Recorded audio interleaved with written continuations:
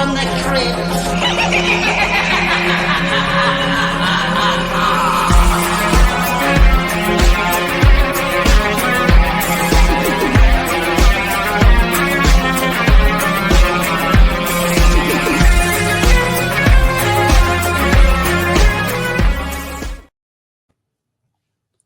Hello, boils and ghouls. Welcome to episode 170 of Dads from the Crypt. My name is Jason. I'll be your host today.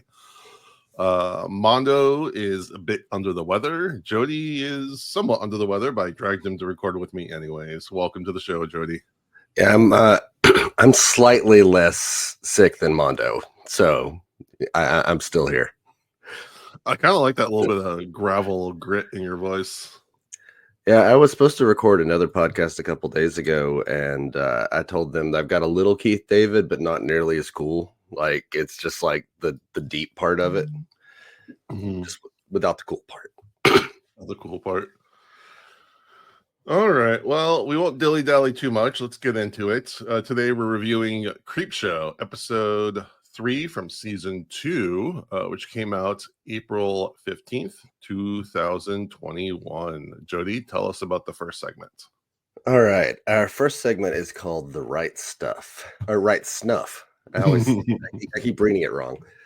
So it's set in kind of the retro future, like, you know, what the 60s thought the space race would be like in the future. And we're on a space station with two people, Captain Alex Toomey and Major Ted Lockwood. They're testing this experimental gravity manipulation machine on board the space station. And so it starts off with this interview back on Earth, where they've got, you know, the feed coming from the space station. And you can tell that Alex, the major there, is jealous of Ted. Alex he comes from a family of astronauts. His dad was the first man on Mars, so everyone knows his dad, and he's living his dad's shadow. But meanwhile, Ted is considered like the genius. He came up with this gravity manipulation project, and the whole point of it is so that when they're in space, they can have gravity on the ship and can actually, you know, walk around and travel further, and they can manipulate gravity on Earth. So it's a big thing, and he's getting all the acclaim. But Alex is just, you know, the astronaut's kid. And so Alex starts hearing strange noises on the ship, and he has kind of hallucinations about his dad. And there is a near miss with some kind of object in space. Like they think it's a asteroid or something, but instead they find out it was actually an alien spacecraft that was making contact with them. And Ted is going to make first contact. They're going to go around to the dark side of the moon. Ted's going to be zapped over to where the aliens are and get to be our first contact with this alien race. Alex is jealous of this, though. He traps Ted in the room where the gravity machine is, turns it all the way up, and Ted is just completely crushed by that gravity. His head pops. All of this is captured on CCTV, but that's just on the ship because they're losing their signal as they go around to the dark side of the moon. And so he is zapped over, or Alex takes Ted's place, zapped over to where the aliens are, and the aliens like, who are you? You weren't the one we came to see. And they scan his mind and realize what he's done. And then they let him know that Ted was never actually a human. He was one of their people. He was an ambassador to Earth, and he was coming back to make a report whether or not Earthlings were, you know, worth saving. And because he killed him, not so much. They decided, no, actually, these humans are pretty bad. And so we're just going to let the natural consequences of what Alex did when he used the gravity machine turned all the way up. He knocked the moon out of orbit, and it is now crashing into Earth, a la the classic movie Moonfall. And I was thinking, was it Melancholia? Yeah, Melancholia. That's another one. It's a theme. Moon crashing. No, actually, that's a planet, not Earth, not the moon, but yeah. it's the same idea. Yeah. But anyway, it's gonna crash in Earth, and everyone's gonna die. And so he gets warped back to the space station and is on the news talking with the reporter again. When the clips of what he did to kill Ted are played over the air, of course, everyone's shocked and horrified by that. And then they look up and see the moon crashing in. And so Alex is stuck on the ship as he watches the Earth get destroyed and still cannot get out of the shadow of his dad, as he still hallucinates his dad saying, "You will never be like me." Nice. Thank you, Jody. Yeah, I love this segment. I mean, it's a really good change up from the other Creepshow episodes, doing a little more sci-fi and like do go in a completely different setting. It's very much like perversions of science, weird science. And I love both the actors. So the Alex Toomey guy is played by Ryan Quanten. I've never watched True Blood, but I know he was like really big on that show. He was in the movie Dead Silence, which again I've never actually seen, but I know it's kind of a cult favorite for. It is fun. It's been a while since I've seen it, but I remember liking it. Yeah, and he's also in Glorious, the Glory Hole cosmic horror Lovecraft movie from last year. He's really good in it. And then the other guy, Ted Locke, was played by Breckin Meyer, who I'm a big fan of just as a 90s kid. My love of Freddy's Dead, the Nightmare on Elm Street 6, is well documented. He's really fun in that. He's like the stoner guy in Clueless that me and my wife quote a lot. He's in the Go, which is a very underrated 90s movie. He's in The Craft. He's also in Road Trip, another kind of fun early 2000s sex comedy. And so it was really jarring to see him now because he's kind of cemented as that stoner high schooler skater boy in my mind. But they're both really fantastic, and it's the kind of plot where you kind of know what's happening, and then once they introduce the aliens, you kind of know it's going to go. You don't know it's going to go as bad as it does. Right. I thought the twist was going to be that they were sacrificing Ted. Like they were like, I thought the twist was going to be they want to send Ted to be sacrificed to the aliens or whatever, and Alex was going to get his praise that he's been looking for, his approval. But by switching places, he's the one that gets sacrificed, and I could see that. Ted was going to be, and they're like, no, it should have been Ted because we want to celebrate you, Alex.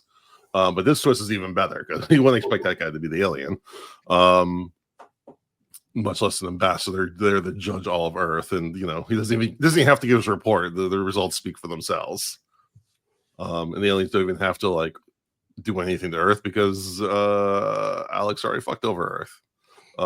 So it's a great twist. I mean, scientifically, doesn't quite match up with how fast the moon would, crash into Earth like that. But yeah, but whatever. He's kind of yada yada over that. Yeah, I feel like it matched though the old EC comics that were the sci-fi ones, like the whole aesthetic of the thing and how everything looked, and like it felt like an EC sci-fi comic. Like, and I love that. Just the look of it alone, even outside of the story, was really fun, really cool. That retro future kind of, what they thought the future might look like. I enjoyed that a lot. I remembered watching this one, and I thought the twist was one of those things. I didn't remember it enough. I remembered like there was a murder and he got exposed for it. Like the murder got shown over the thing. And I thought that was like the end was going to be like he had killed him and he thought he got away with it. But then it plays out on the TV and everyone finds out what a bad person he is. That does happen. But then the moon crashes into the Earth and destroys the whole planet. So just a little detail missing there. Yeah. I really like the look of the aliens too. Mm-hmm. They were, I haven't seen something quite like that. Big puppets. Mm-hmm. And, again, it's that EC, 60s aesthetic. It looked like what you would see in the comics, and I really loved it. It was a lot of fun. The effects on this are really well done. I mean, we know the show runs on a pretty tight budget, and there's a couple of stuff in the CG that like isn't big, but like isn't like you would see like in a Hollywood movie, but for limited series TV show on a streaming network, it actually looks pretty damn good. Yeah. Well, And and again, it kind of leans into the aesthetic of it all. I don't think they were going for realism with No, like the puppets. Like it was meant to be that homage to the old comics, and so it didn't have to look perfect. Like it looked fun. right? That fun was enough. I thought the puppets were fantastic. I'm more thinking like the spaceships and stuff. Yeah, yeah, yeah. Um, yeah. Also, this was directed by Joe Lynch. Friend of the show, Joe Friend Lynch. of the show, Suitable Flesh, Mayhem, and he actually ends up doing like 3 or 4 more Creepshow. So we're gonna come back to him quite a few times. So I can it's one of those things that you can tell the director was really excited to do something like this. Like how often do directors, especially like lower budget directors, get to do like a big looking sci-fi kind of thing? Obviously they only have like 2 sets that they're just kind of like flipping around back and forth to make it look like it's different hallways and stuff. Yeah, I mean, it had the feel of the Tales from the Crypt show, where a director gets to go in and have fun and play and do something cool. And I feel like Joe Lynch probably had a good time with this. Right. So yeah, overall, I really like this episode. It was a really, again, it was a really good change up that I think this season's been providing quite a bit of, with like the Evil Dead homage. Yeah. All right, and tell us about the second segment. All right, our second segment is called Sibling Rivalry. And we meet Lola, who is talking to her, I guess, school guidance counselor, and telling her that she thinks her brother is trying to kill her. And so she's one of these people who, when she tells the story, she can't get to the point of the story. And so she rambles a lot, and she keeps getting distracted. Yeah, I say, as a father with a 10-year-old girl who has ADHD, it's very relatable. Yeah, this felt like 14, 15-year-old telling a story, like half the stories I've heard from him. And she's supposed to be telling a story about how her brother killed her, but she also mentions that she was at a sleepover with her friend Grace, who supposedly tried to kiss her in her sleep. And then she was like, the guidance counselor obviously thinks she's just making things up. And then she said something about her brother tying her up with plastic ties, and she just snapped right out of them. So again, the guidance counselor thinks, okay, just making this up. This is just nonsense from this. Really, the actress there, really quirky, fun personality. Like I loved listening to this story. It was really funny. There was a description of a hand job that made me crack up. It's really funny. And so then she lets her go, and she mentions her brother's also researching medieval weapons, like axes, and tied her up. And anyway, the counselor does not believe her and dismisses her. And so she comes home, and we see her brother creeping up on her with an axe. And she confronts him and, why are you trying to kill me? And that's when it's revealed that Lola does not remember the entire story.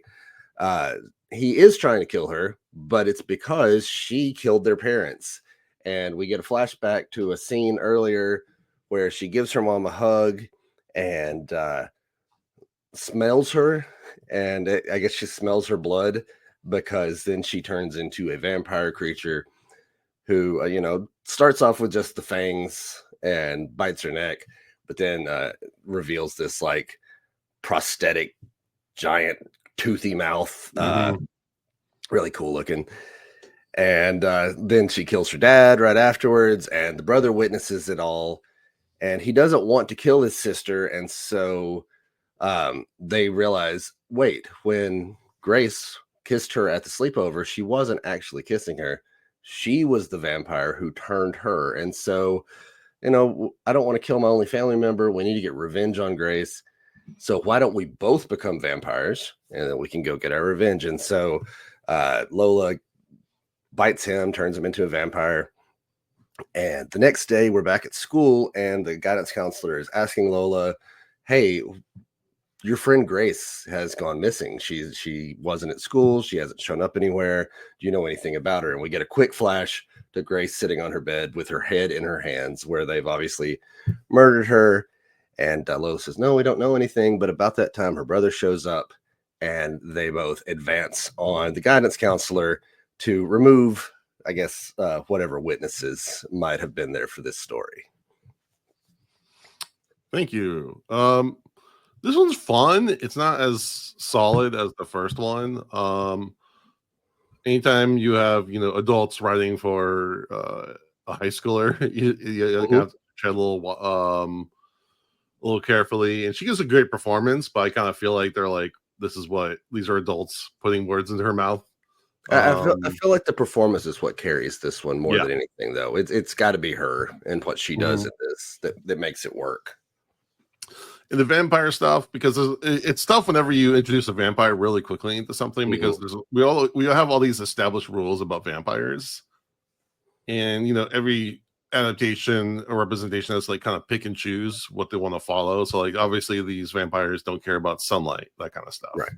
And then we just kind of yada yada over that. But like I guess as an audience, we're trying to figure out our ground for that. It's kind of hard to do in such a short time. But I do love the prosthetics. I love in vampire movies or shows where like, okay, we can do something more cool than just two fake teeth. Especially with a show that is very effects heavy like this.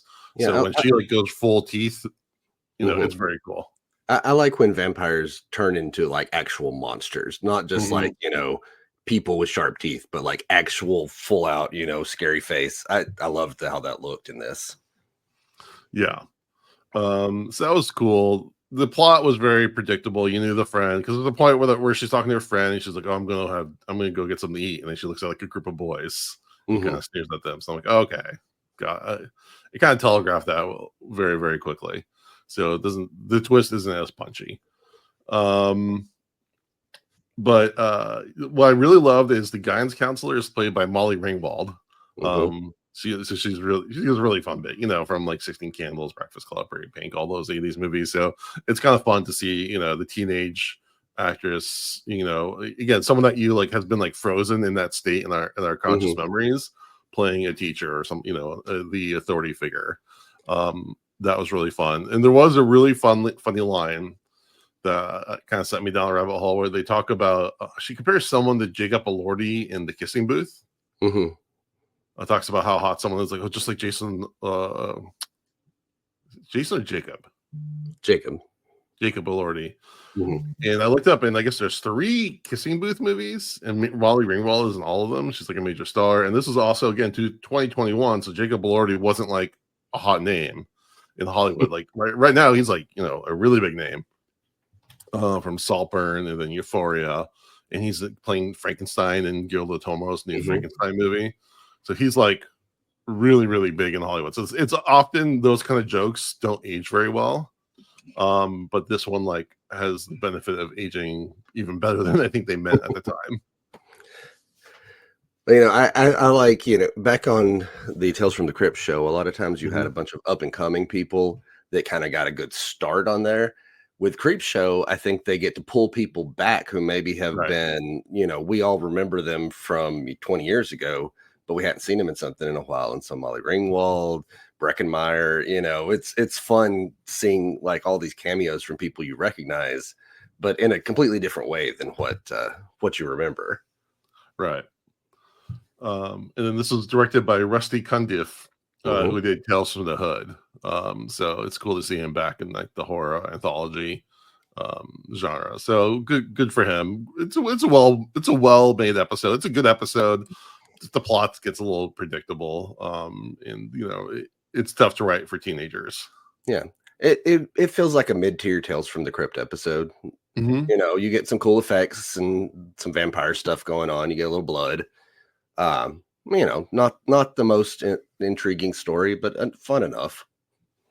Yeah, I mean, it's not bad by any means, but I think the first one is just so much more fresh. it kind of overshadows this one a little bit because it is a very good. I think that's probably one of my favorite segments of Creepshow. Well, I hadn't thought about it, but since they do always pair up 2 episodes, 2 stories, almost Mhm. always, it helps balance things out with some of the weaker ones. You know, Yeah. it when we were going through Tales, a lot of times if we had a weaker episode, it was just this is just not the best week. Whereas with this one, maybe if one's a little weaker, you've got a stronger Mhm. one to pull up the entire episode, and it makes the whole thing more enjoyable. So I do like the way that they've done that with the 2 in 1. Right. Or I mean, the flip side is, would the second one have been better by itself without being compared to the first one? Maybe. Or if you flip them, have the other one first, would it have shown better? You know, what Yeah. ifs. I mean, But I could see the arguments in all directions. yeah. I personally like that there's 2 because usually at least one of them's kind of like the highlight. Mhm. But sometimes I could see what you're talking about too. So I get it. Well, again, and because there isn't really any, because the creep doesn't really do anything Mm-mm. in the pre and post. There isn't really anything there. So having the crypt keeper is like, a bit in its in and of itself Right. to balance things out. Yeah. When I'm talking through my synopsis, I never mention the creep because it's just kind of, Yeah, he doesn't. sometimes the segments are kind of entertaining. They are animated or, Mhm. little bit of silliness or something, but they're just there. Like they don't do anything. Right. Yeah, I mean, they're fun. They're Yeah. fine, but yeah, they don't have nearly as much. There's no real personality there, Yeah. obviously, Yeah. especially compared to the crypt keeper. Right. Um, all right. I think are we both in agreement that the first one is our preferred? Oh yeah. Yeah. Okay. I liked them both, but the Okay. first one Yeah. definitely is. It's the highlight, I think, of the series so far. Hmm. Short of the Evil Dead one. The Evil Dead one's my favorite, but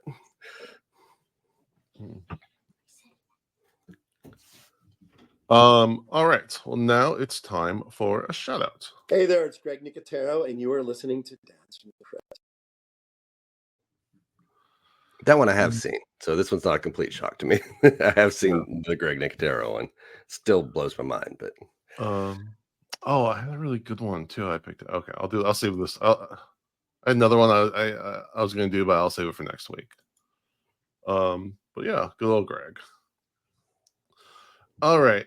For song of the day, we have 2 segments. I'm going to do 2 songs, and I'm going to geek out, or kind of get a little gushy as a father for a minute, because at my kids' school, they do a thing called Leader of the Month, where they choose kids, to be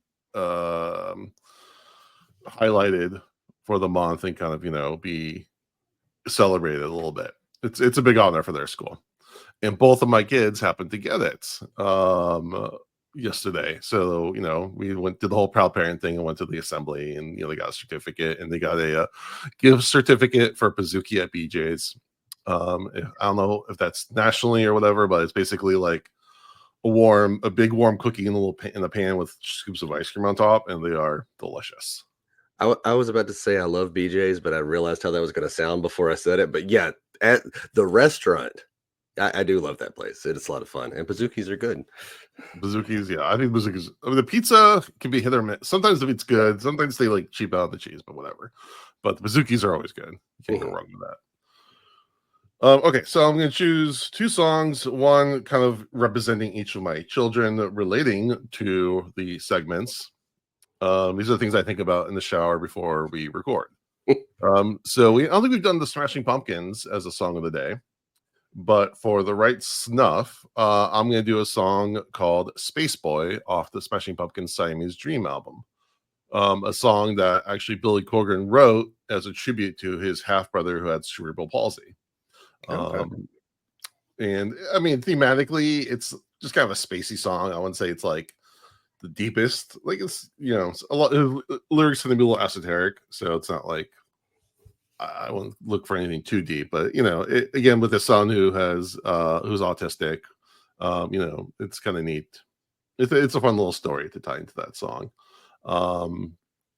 So again, Space Boy by Smashing Pumpkins, and then for the Right Snuff segment. And for the second segment, as a tribute to my daughter, I'm going to go really obvious with that, and I go with Olivia Rodrigo's Vampire. My daughter's it's funny because when we are doing our Spotify Wrapped, because my kids, use my phone to listen to songs and stuff. So pretty much my Wrapped is mostly their stuff.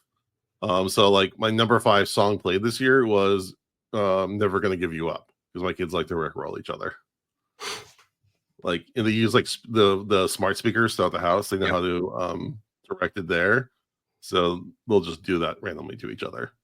Yeah, when my kids were younger, they used to, destroy my Spotify Wrapped with all their music. Eventually, and part of it was just them becoming teenagers.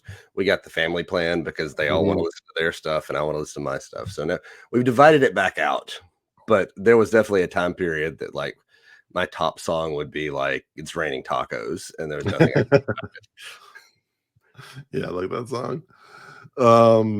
Yeah, and my daughter is really into Olivia Rodrigo, so like there were a bunch of Olivia Rodrigo on my Wrapped as well. So again, episode about vampires. Just going with the obvious, Olivia Rodrigo, a vampire. Is that our most recent song that we've had for a song of the day? I mean, I'm sure Mondo's picked Mondo may have had something that like just came out too. Yeah, as far as a pop hit though, yeah, probably. Yeah, for sure. I mean, the album, I don't know exactly when the album came out, but I think it came out within the last year, maybe. I think it was a 2023 album. So yeah, but definitely like probably the biggest pop song of most recently we've had on. So me, I like to mess with the Spotify algorithm compared to what Mondo puts on there. So speaking of which. All right. Jody, I know this is kind of a slow time for horror news, but do you have anything you want to share? Yeah, I've got just a little bit. Terrifier 3 is coming back to theaters for a limited engagement for Christmas because, it is a Christmas movie. Of course, you want to watch it around Christmas. I think it's kind of a nationwide thing, but like a limited release. If you go to tickets.terrifier3.com, you can see where it's playing. Like, for me, I'd have to drive an hour and a half away down to Chattanooga to go see it. But, it is available. It is the right time of year for this movie. So it's worth taking another peek if you want to. As far as holiday movies, another piece of information we got this week is that Thanksgiving 2 is going to begin filming in early 2025. So that is definitely a go. It's been cast and filming is going to be starting soon. I watched that movie again the other day on Thanksgiving. It's still so good. It holds up completely. I'm a huge fan of that one. Is the villain, I mean, spoilers, but whatever his name is, the main guy, McDreamy. I don't know. I don't know what his real name is. I don't know. I don't know if he's in this one or not. I think he got blown up at the end, but maybe not. Well, that was the teaser, whether he got blown up or whether he was like there's like a random police fireman walking out with like a mask on it that may or may not have been him. So yeah, I don't know if he's coming back or if this is just another Halloween or Thanksgiving set story. But I'm down for whatever is happening. Eli Roth is coming back for this again. They're writing screenplays. So yeah, definitely want to check that one out. And finally, we actually got a trailer for a movie I mentioned last week, I think. But Popeye the Slayer Man has released a red band trailer. It looks stupid, but of course, that's what you expect. It's a red band trailer, so you get to see some peaks of the effects, and it looks pretty nasty. So it may not have much going for it, but it's got that. There was another trailer I saw this week. I'm looking it up really quick as I talk. Called Bloody Axe Wound. Did you see that? Yeah, I did. Where it's like the daughter of like a Jason Voorhees type who's becoming a killer. I hadn't I had seen something about the trailer, but I haven't watched it. That sounds interesting though. Yeah, it's the way it's edited is a little over the top. So I'm curious to see what the actual tone of the movie is. But I like that premise. Yeah. But but that's one that was an interesting one. All right. Anything else? As far as news, it's just a slow time of year. It's Mhm. holiday season, so there's not as much coming out. Oh, there is a if you watched Adult Swim's Yule Log last year, which was a Adult Swim surrealist horror type thing that seems like a normal Yule Log story. There, Yule Log 2 has come out, and it's kind of a Hallmark movie that's also about a killer Yule Log. Weird stuff, but I've always been an Adult Swim fan, so that's floating around out there if you want to check that out too. Nice. And then there is a movie coming out on Friday the 13th. Ooh, since we have one December this year, called The Activated Man. Okay. And it is a kind of lower, it's not like a major release, but I think it'll be on video. And it is a kind of a psychological, somewhat supernatural thriller. But it stars Kane, but Kane Hodder's in it, and so is Tony Todd.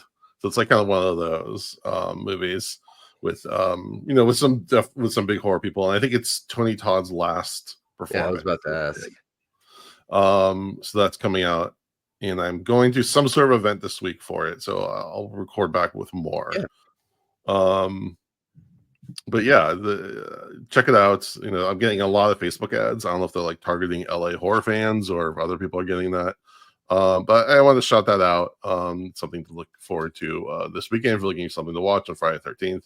The Kane Hodder movie. I don't think you can go that wrong with that. All right. For dad advice. I want to talk for a minute about a movie I watched this week. Whatchamacallit?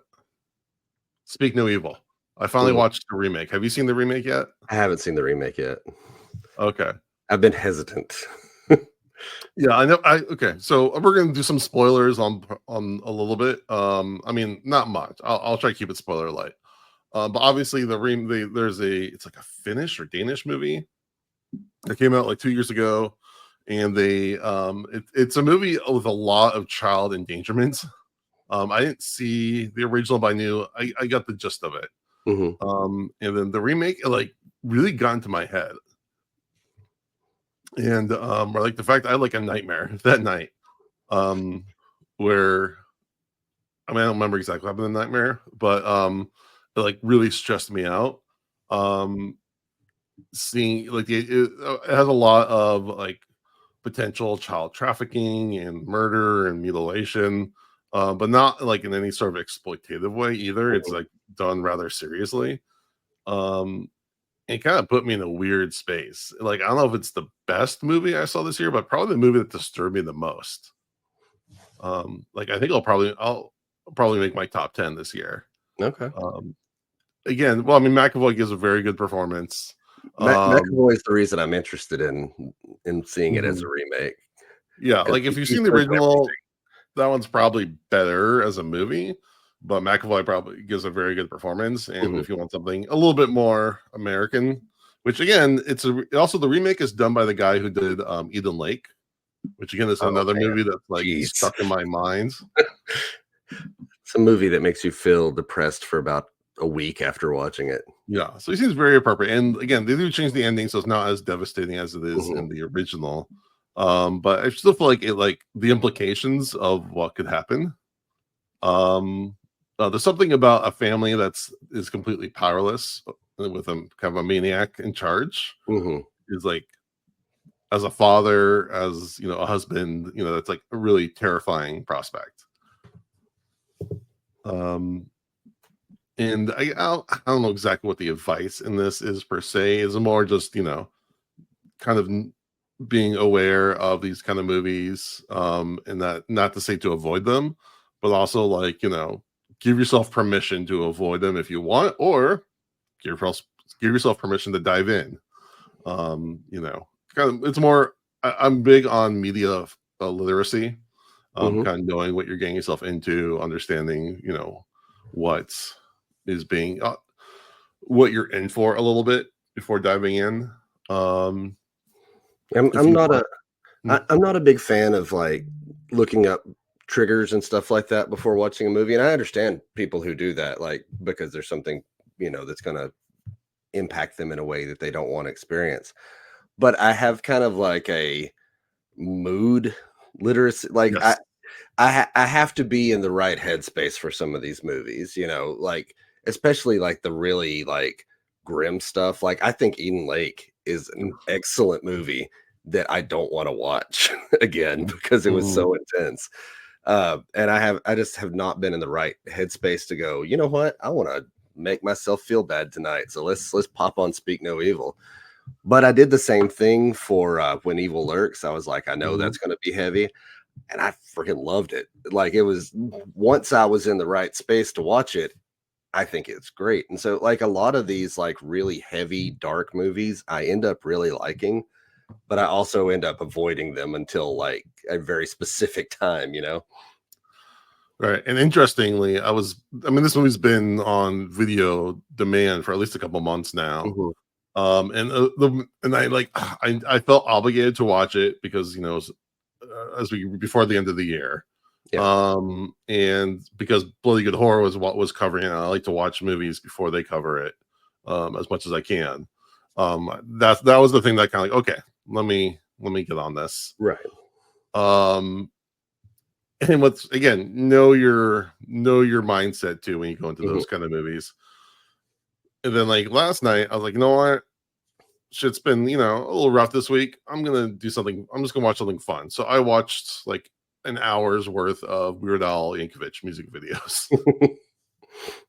Well, because I saw like one of those videos. I don't know what channel it is on YouTube that does it, but they like have artists come in and they talk about like their favorite scenes or their favorite videos or their favorite songs that they've made.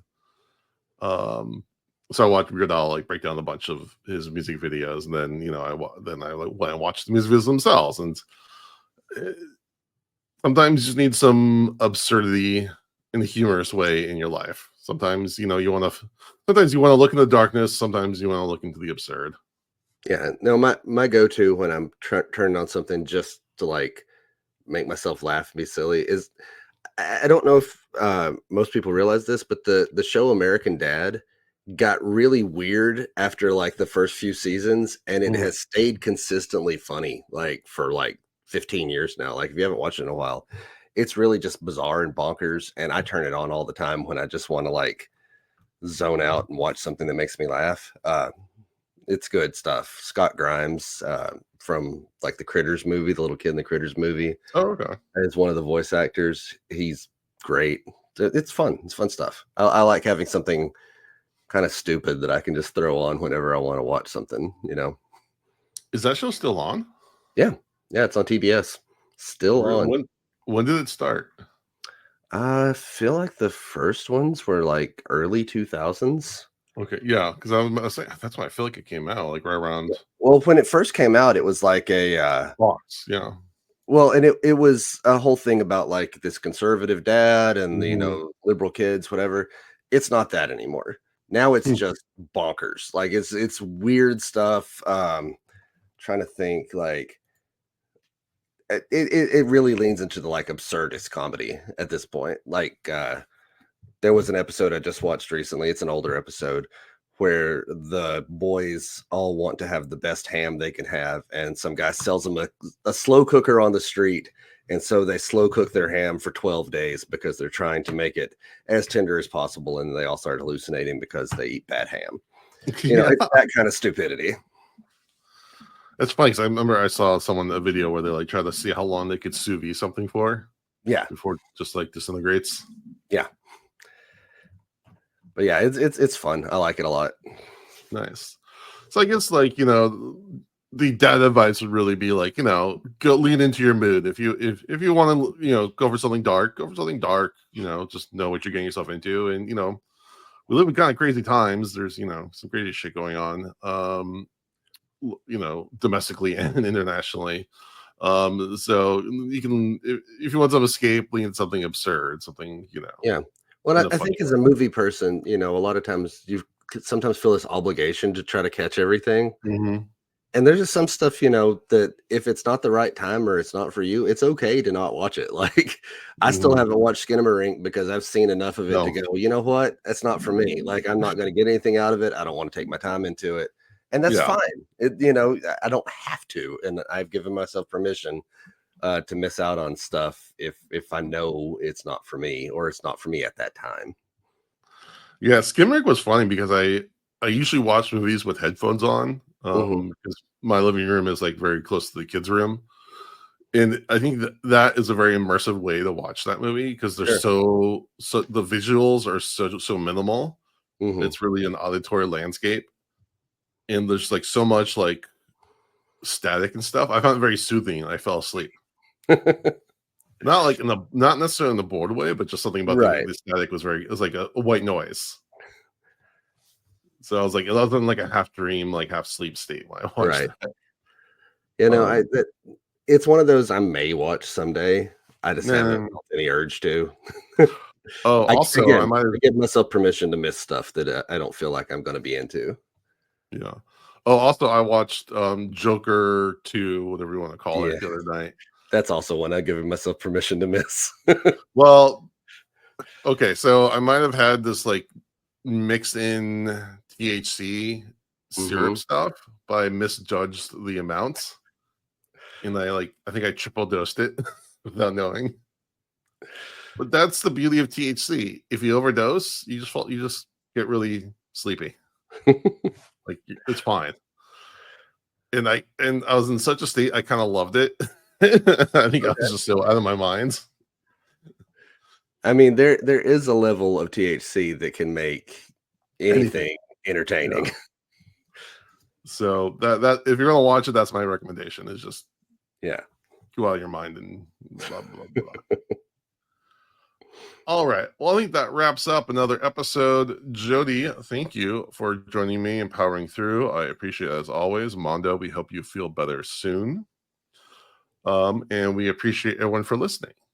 We would really appreciate it if you would give us a rating review on iTunes, a rating on Spotify, a like and subscribe on YouTube, and follow Dads from the Crypt Talk on TikTok. And with that, we thank you for listening to Dads from the Crypt. Follow Dads from the Crypt on Facebook, Twitter, and Instagram, or I will follow you to the grave. No, seriously, you really should watch. But be careful what you ask for. You may get it.